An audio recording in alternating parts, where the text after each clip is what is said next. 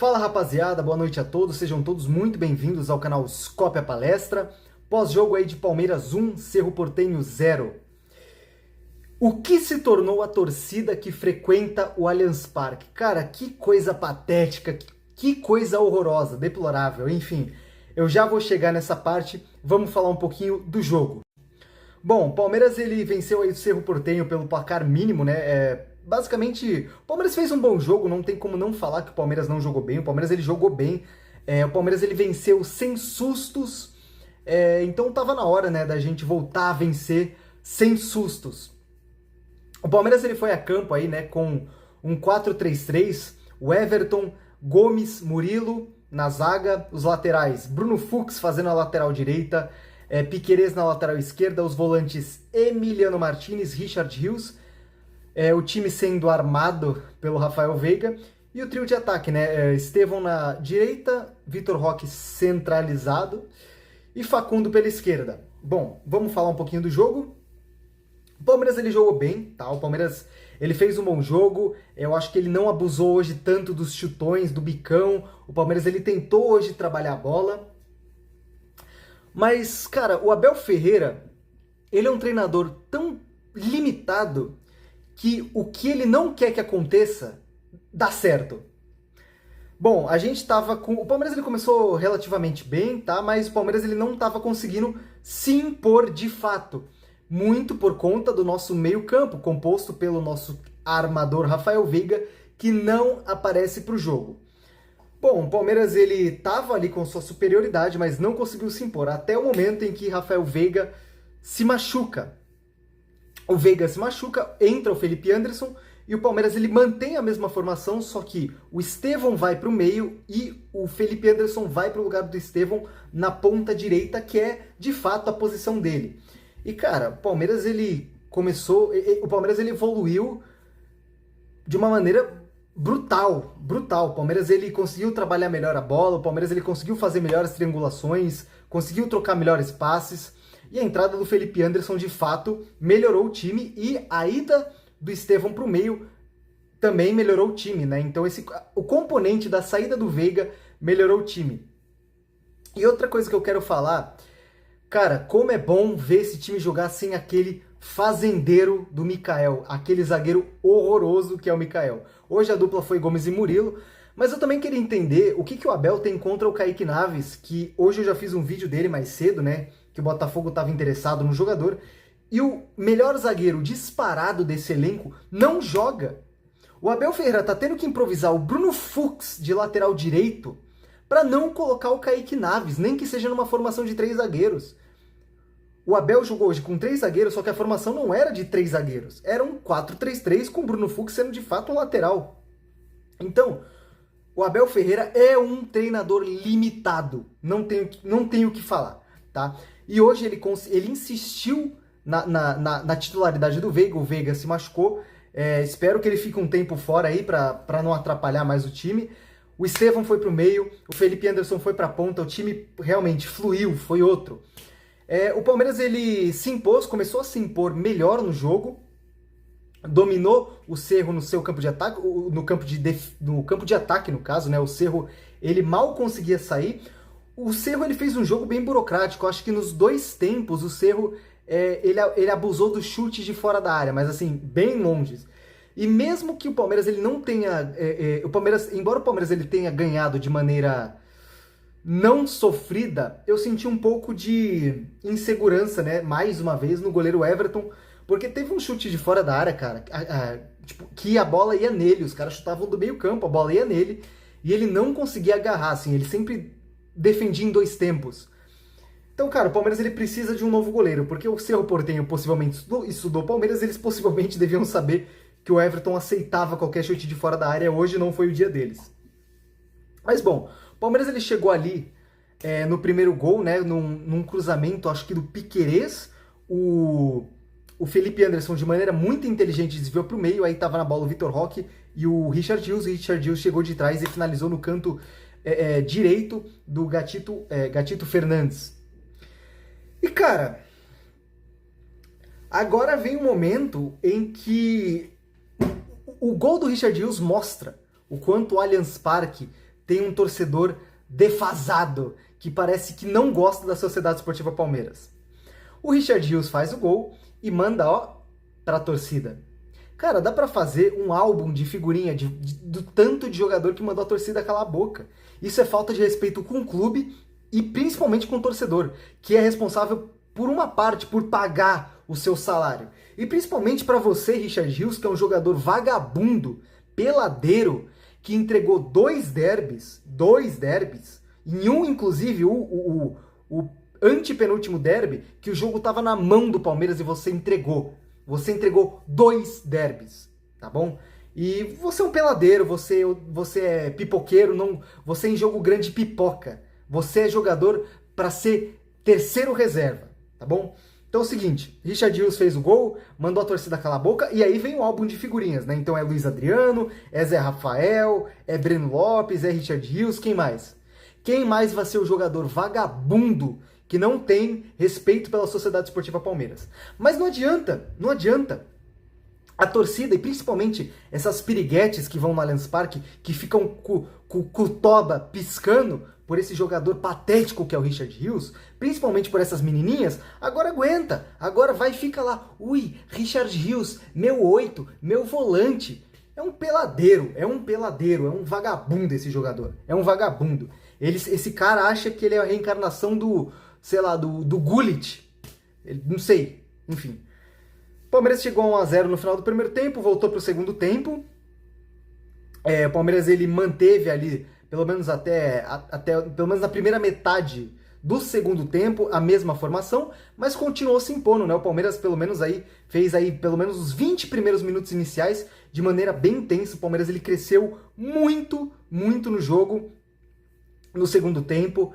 Gostei muito do segundo tempo. E o Cerro Porteño fazendo novamente aquele jogo burocrático de chegar na intermediária e arriscar de longe.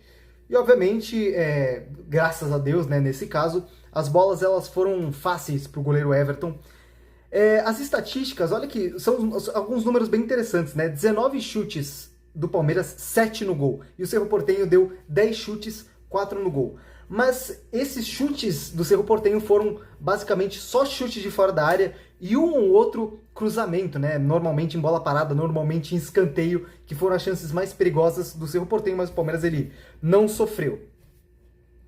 Aí o Palmeiras ele chega ao segundo gol, né? Com uma puta assistência do Felipe Anderson pro Vitor Roque. O Vitor Roque ele ganha no corpo do zagueiro, ele chega na cara do gol e com a perna ruim, que é a perna esquerda, ele dá uma cavadinha.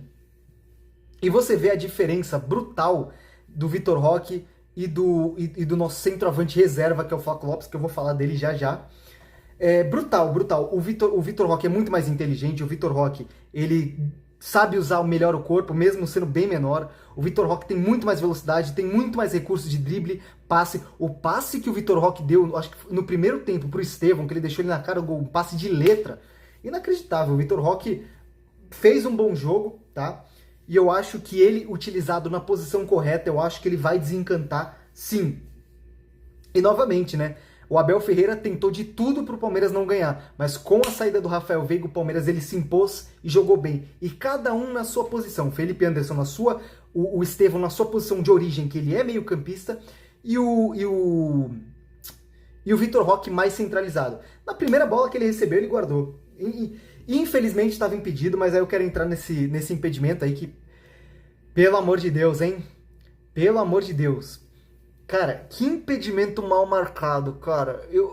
Aquilo não estava impedido. A câmera não me... Aquele ângulo não me convenceu. Mesmo aquele ângulo não me convenceu, tá? Pra mim o Palmeiras ele foi prejudicado.